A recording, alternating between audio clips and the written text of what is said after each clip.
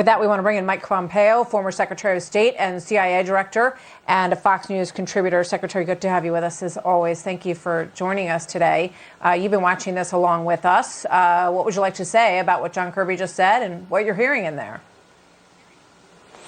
Well, he got some things right and some things not quite right. He was right. The strike on Zawahiri was important. He was a bad guy.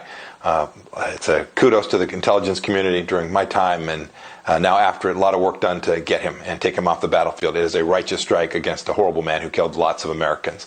Second, it's good that we demonstrated we could conduct a strike without troops on the ground. That's good stuff. But the overstatement is that we still have the depth and capacity of intelligence that we had before we left, and that's certainly not the case in the way that we rolled out of there. Second, with respect to the Taliban, I was in the middle of the discussions with the Taliban. We never trusted them. They continued to violate the agreement when we were in office, and for that reason, we never got everybody out. We knew that they weren't honoring the commitments that they'd made under the Doha Agreement, and so we didn't do what President Biden chose to do. This administration knew that they were violating the agreements and chose to leave, and the risk is therefore heightened. So President Biden has said, that Afghanistan will never be a safe haven for terror, that he will not allow that to happen. Does he have the ability to do that given our lack of footprint there and even, understanding and respecting the over-the-horizon strength that we did see demonstrated here?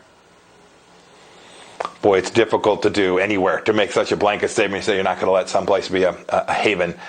The question is always about how much resource and how much risk can you take down, and there's no doubt.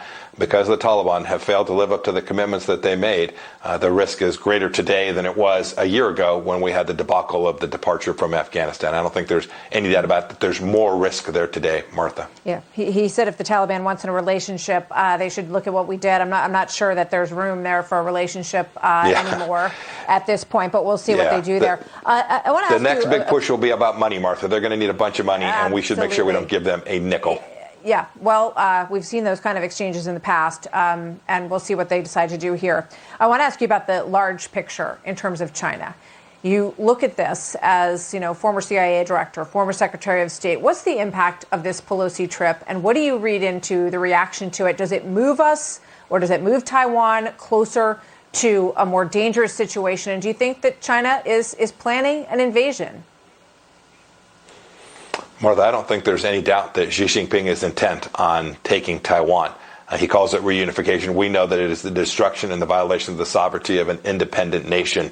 Even Kirby used the language, says we still need to defend Taiwan, even though he went wobbly when he talked about the history there. The Chinese are a bit tiresome on this, Martha, I'll be honest with you. They overreact to silly things like a visit from a parliamentarian from a free nation and threaten all kinds of silly stuff. We shouldn't be on defense here. We're doing the right thing. Speaker Pelosi did the right thing by traveling there after we were threatened, not letting the Chinese Communist Party bully us.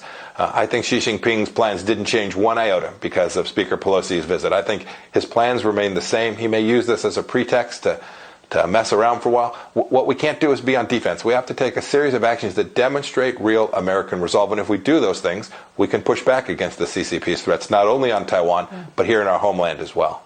Just have 20 seconds, but I thought it was interesting. John Kirby said we will continue to manage what Beijing decides to do. Roughly. That's not verbatim, but roughly. Yeah, that's backwards. It should be the Chinese Communist Party that fears what America will do, that it fears American strength. Economic power from the United States of America is something that can put the Chinese Communist Party at enormous risk.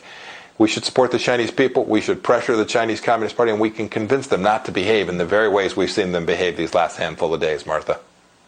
Secretary Pompeo, always good to have you with us. Thank you very much, sir. Thank you, Martha. Have a great afternoon. Yes.